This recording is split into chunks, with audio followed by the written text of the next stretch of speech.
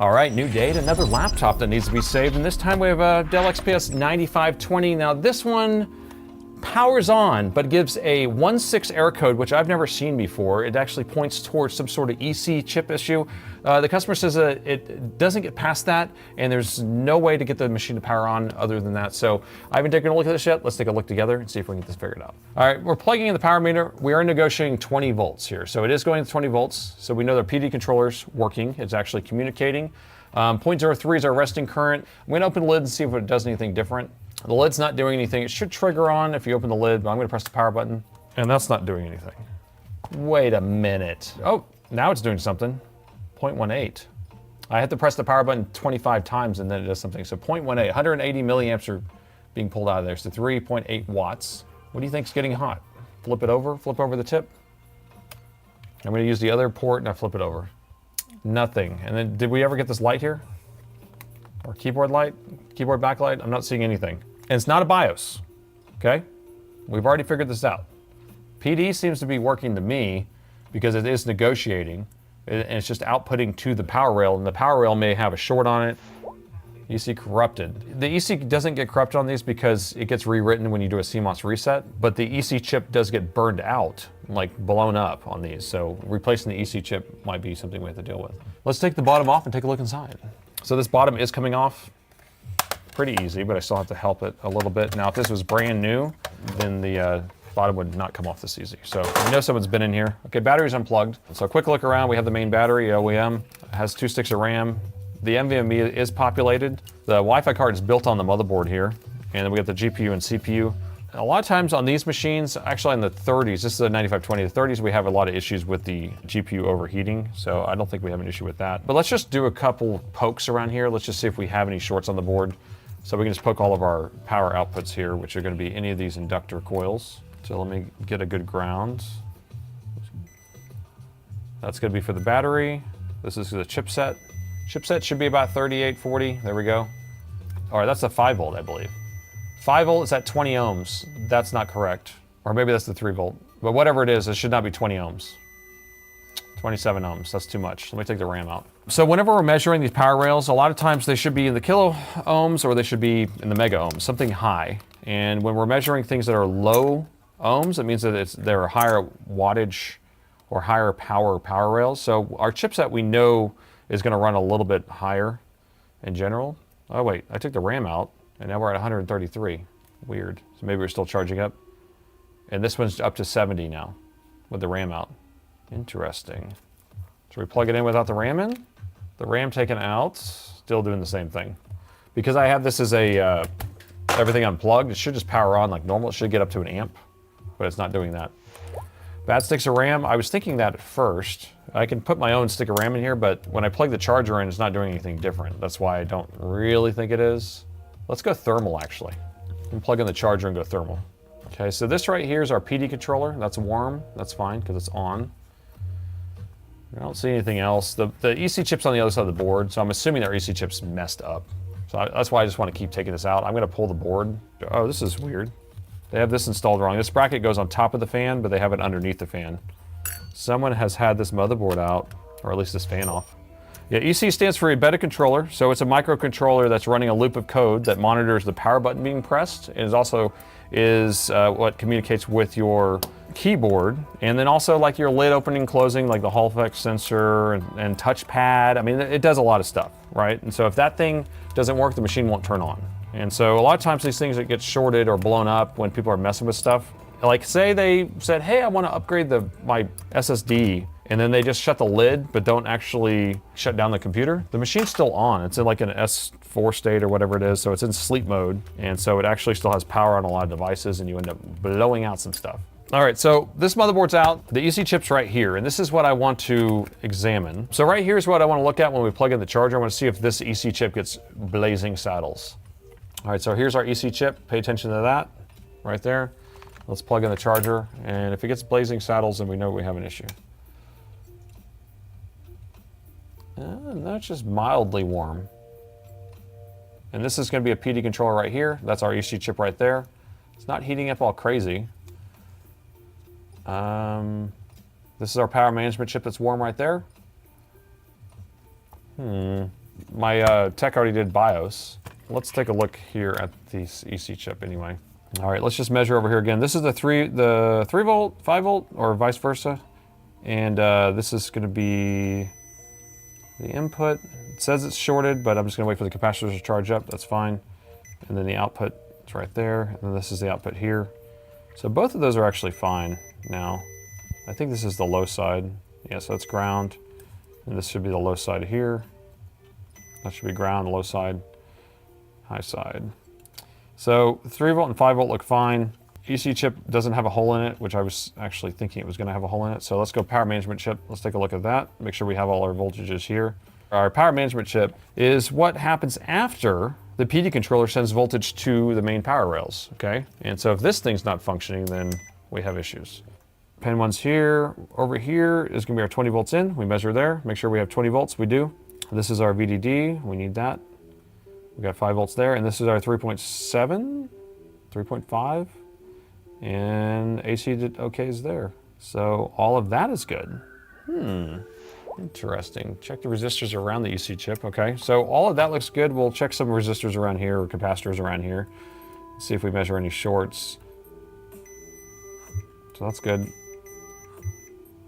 So what I like to do is I measure all of these facing the chip, and that's how you can tell is usually the positive voltage is facing the chip, but not always. Sometimes what we'll have too is these things will be shorted on, and then it won't allow the AC adapter to send power to the main power rail. But let's just measure around the main power rail actually. I didn't even think about that. Let's do that. That's gonna be over here, because these things have a tendency of like tricking me, because the main power rail is actually a different power rail. It reduces the voltage down to battery voltage, and that becomes the main power rail. So, okay, I got that out of here. Oh, Nelly, she has revealed herself. Can you guys see it? I know I'm not zoomed in yet, but I can see it from here. She's blown. This is the 1.8, I believe. So our 1.8 power rail is blowed up. And whenever you see something like this, and I believe it's the 1.8, so don't quote me on that, but I believe that's what it is. When you see something like this, there actually should be some inductors there. Let me grab a board, a brand new board. This board right here would be brand new, never been touched. So that's what it should look like. We have main power rail here. We have 2 inductors to energize this pad that goes into this chip right here that will produce an output onto here, okay? So this right here, these 2 inductors are blown up. They're blowed up is how I like to say it. They're blowed. This became a molten ball, and then this one is burned up too. Now, so the power's gonna be coming in through here, it's gonna be jumping across there, and it's gonna be energizing this area. We can see that there's probably a hole into this chip. There's probably a short on here, but there may not be a short here for all I know. We may not even need this in order to run the board. I can't remember if this is actually required to run the board or not, because it could just be for the VRAM. So this is a molten ball of slag right here. So I think we're gonna be replacing that. We'll replace this, rebuild this, and then who wants to, do we think there's a short here? Yeah, I think there's a hole in that. So it's not shorted here, that's good. So before I replace this, I wanna flash the BIOS to see if that fixes it. All right, let's clean it. All right, so those 2 inductors just kind of are acting as a, more or less like a filtering wire, if you want to think about it like that. It jumps one power rail to another. And do we have a short on one side versus the other? So we have a short on this side. No, we don't have a short on that side. So we have a short on this side.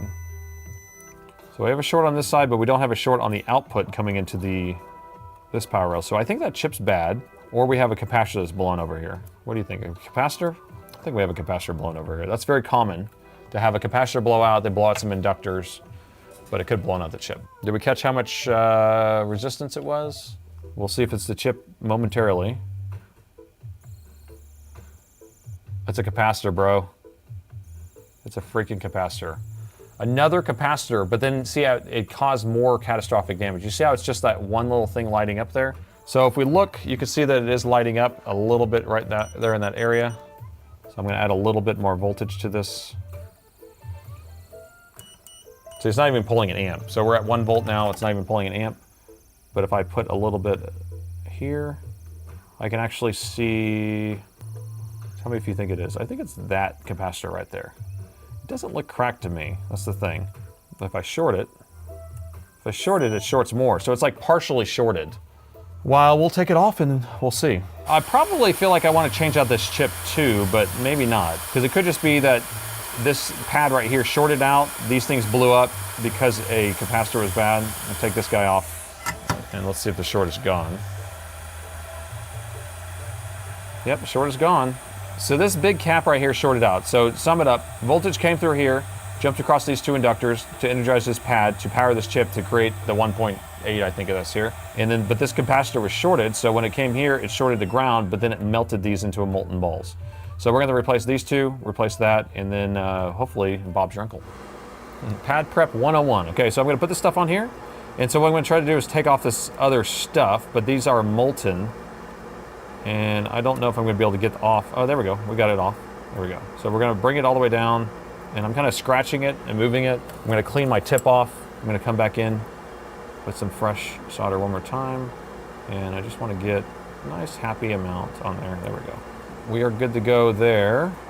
And I'm just gonna replace this stuff here and see if it fixes it. Now the logic of the chip being bad would be that this blew up because the chip was bad and it shorted it out. But if you're thinking about it in a rational way, the voltage just came through here and just went straight to ground through this capacitor. So it really didn't have a chance to go bad.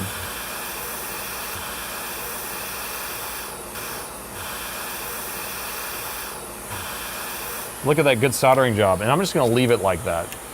No, that's not how we do it. My MO is to kind of just tack it on there quickly, right? So then it's tacked on there and then we'll add some more flux and then now they will be happy after this. All right, so that is rebuilt. The idea would be that we're able to energize this chip again, which will produce this power rail that is missing. And probably the EC chip is reading that that power rail is missing, and so then it gives some sort of error. Oh, you want to see the short is gone? The short is gone! All right, so we still have, it's a little hot, but what I want is the CPU and GPU to turn on. All right, CPU first, then we'll have GPU light up over here. 3, 2, 1. And should get 1 amp now, CPU on. And 7980, gonna turn it off. Can't leave it on too long. So we're gonna need heatsink on, we're gonna need all that stuff in order to get that going. Is it gonna turn on? Is it gonna post? Are we gonna get picture? Okay, here it is. So I'm gonna plug it in. Keep an eye on the power meter right here. And we have picture, but it hasn't posted yet. I'm gonna tell you that right now. So this does not mean anything because it will get this picture with no RAM in there too. So we need to wait for it to go through a CMOS reset, and we're waiting for these words to say secured by Dell BIOS or something like that. Dell Secure Safe BIOS or something. So it takes a little bit of time to get through that. Plus there's a new BIOS on here that I'll have to go back to the original BIOS because BIOSes don't fix burned out chips on the board. Up, and it just shut off. What?